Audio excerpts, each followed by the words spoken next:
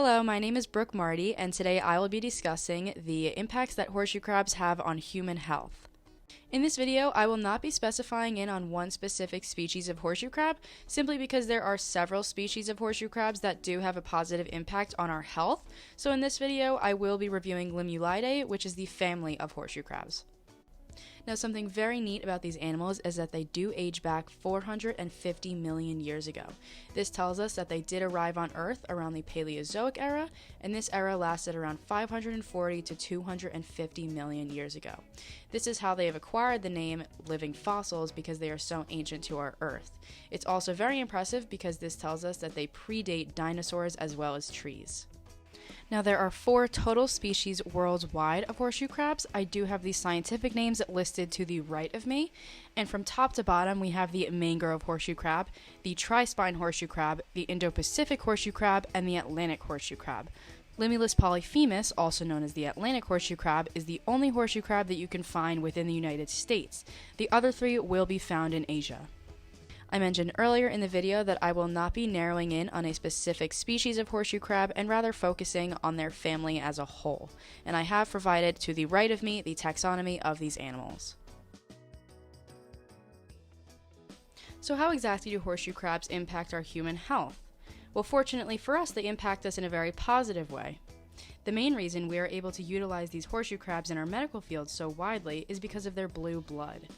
Citing from an article that was published in the National Library of Medicine, in 1964, Levin and Bang made the discovery of Limulus amoebocyte lysate, also referred to as LAL. Limulus amoebocyte lysate is an amoebocyte that can be found in the blood of a horseshoe crab, and this amoebocyte can be used to detect endotoxins. LAL is now used for endotoxin detection upon parenteral drugs, medical devices, and raw materials.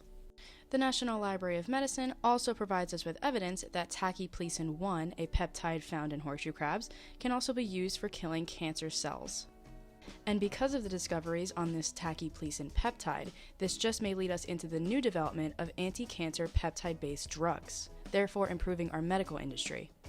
Now let's discuss the cellular level. For this level, I will be discussing tachyplesin-1. This is a host defense peptide that can be found in mangrove horseshoe crabs as well as tri-spine horseshoe crabs. In the bottom right, I have provided an illustration. This illustration, obtained from the Harvard Graduate School of Arts and Sciences, illustrates what this invasion of cells looks like. These host defense peptides from the horseshoe crab's blood are highly positively charged in comparison to the bacteria cell, which is negatively charged. And now, because of the differences in these charges, the host defense peptide has the ability to penetrate through the outer membrane of the invading bacteria cell. This penetration will then lead to apoptosis, or cell death. These host defense peptides can also induce apoptosis within negatively charged cancer cells as well, therefore eliminating bacteria and cancer cells as a whole. And lastly, I'd like to review the molecular level. So for this level, I'll be focusing in on Limulus amoebocyte lysate, also known as LAL. So why is LAL so significant in our medical field? Well, when LAL comes in contact with endotoxin molecules, particularly in gram-negative bacteria, it tends to coagulate. Additionally, LAL will begin to coagulate around beta-glucan, a polysaccharide molecule, as well. LAL clots around these molecules to prevent any further spread throughout the body. The family Limulidae is by far one of the most remarkable groups to set foot on this planet. Their fascinating blue blood contains amoebocytes that are highly valued by the biomedical industry, stated from an article that is published under the National Library of Medicines. Not to mention the peptides in their blood that have the ability to kill off cancer cells. It goes without say that these animals deserve a high amount of appreciation for what they do now and what they will do for future generations.